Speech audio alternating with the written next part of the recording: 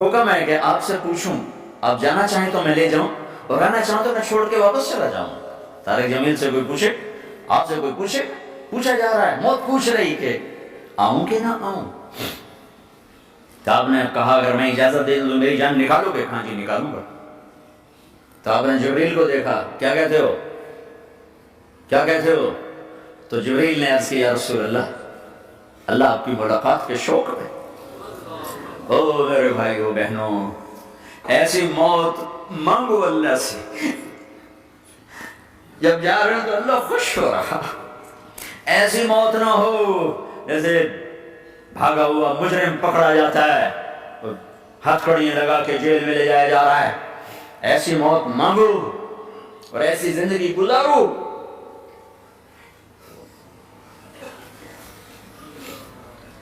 موت ہمارے لیے رحمت، اللہ خوش ہو رہا۔ اور جب سعد بن معاذ کا انتقال ہوا تو آپ نے فرمایا، میرے نبی نے فرمایا،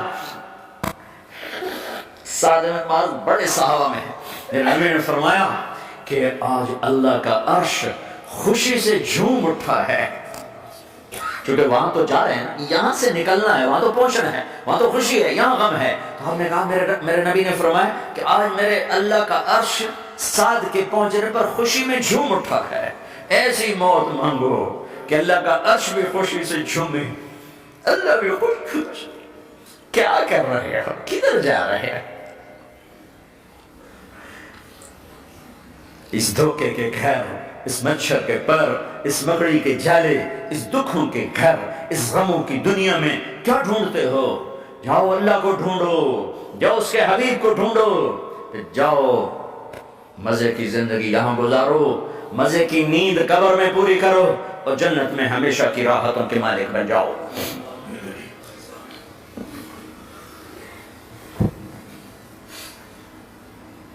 کہ یا رسول اللہ، اللہ ملاقات کے شوق میں ہے۔ تو میرے نبی فرماتے کہ میرے حسنین کا کیا ہوگا؟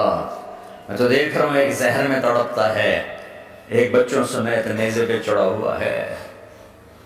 ویسے بھی محرم ہمیں یاد دلاتا ہے کہ اللہ کو راضی کرنے کے لیے آخری حدوں تک پہنچنا بھی کامیابی کا سہرا گلے میں ڈالنا ہے۔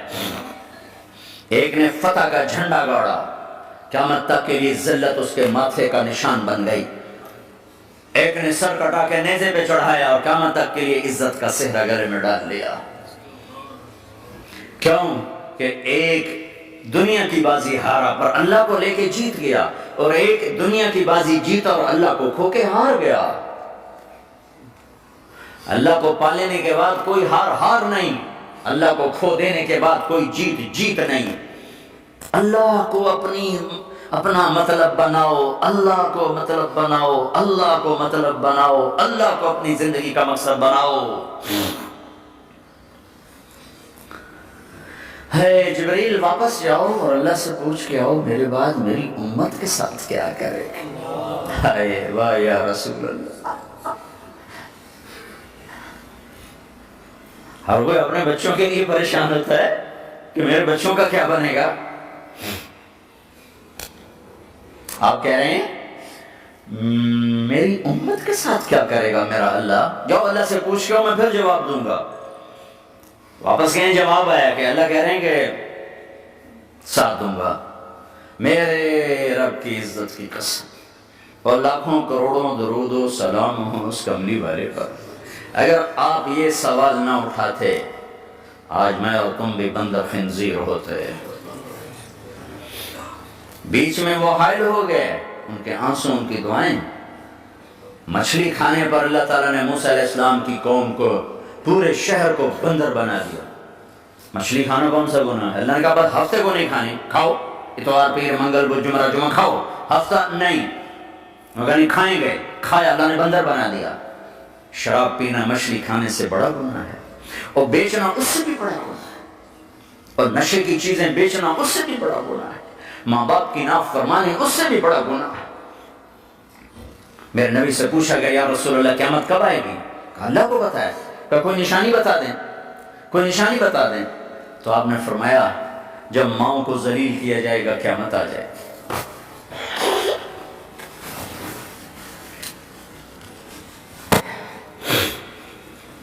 یہ تو اس کی دعائیں ہیں، بیچ میں آ کے کھڑی ہو جاتی ہیں۔ اللہ تعالیٰ نے کسی کو بندر بنایا، کسی کو خنزیر بنایا، کسی کو زمین میں دھسایا، کسی کو پانیوں میں بہایا، کسی کو ہواؤں سے اڑایا، کسی پر آگ کو برسایا، کسی پر بجلیوں کی چمک کو سے ان کو راکھ کیا۔ کب میرے رب نے کیا کچھ نہیں کیا۔ وَكَمْ أَهْلَكْنَا مِنَ الْقُرُونِ مِنْ بَعْدِ نُوحٍ وَكَفَىٰ بِرَبِّكَ بِذُنُوبِ عِبَادِهِ خَبِيرًا بَصِيرًا۔ کیا کچھ نہیں ہوا ہمارے ساتھ، وہ کچھ کیوں نہیں ہوا کہ وہ کملی والے کی دعائیں ہیں، دعائیں ہیں، دعائیں ہیں، رونا دھونا ہے، امتی امتی۔ اچھا چلو یہ تو دنیا ہو گئی، آپ نے یاد رکھا میدان محشر میں میرے نبی نے فرمایا جب جہنم کو لایا جائے گا اور ایک چیخ مارے گی، کوئی کسی کو یاد نہیں کرے گا، سب بھول جائیں گے۔ ہر ایک کی زبان کے آپ نے مشہور لفظ سنا ہوگا، نفسی نفسی۔ جب جہنم آئے گی تو چیخ مارے گی اور کئی بلین فرشتے اس کو پکڑ کے لا رہے ہوں گے اور وہ ان کے ہاتھوں سے نکل رہی ہوگی اور اس کی آگ کے شعلے اور اس کا دھواں اور اس کی چیخ اور اس کی آواز۔ تو جب وہ قریب آئے گی تو اس کے آواز پر سارے مرد عورت زمین پر گریں گے اور سب کہیں گے یا رب نفسی نفسی، یا رب نفسی نفسی، یا رب نفسی نفسی۔ یا اللہ میری جان، میری جان، ماں نہیں، ابا نہیں، بیوی نہیں، بچے نہیں، بھائی نہیں، میری جان۔ چلو میں تو آپ عام لوگ ہیں، انبیاء نبی کہیں گے یا اللہ میری جان، ابراہیم خلیل جیسے کہیں گے یا اللہ میں کسی کا سوال نہیں کرتا، باپ کا بھی نہیں کرتا، میری جان۔ اور اس عیسیٰ علیہ السلام جیسی ہستی کہیں گے یا اللہ میں اپنی ماں مریم کا بھی سوال نہیں کرتا، میری جان، میری جان۔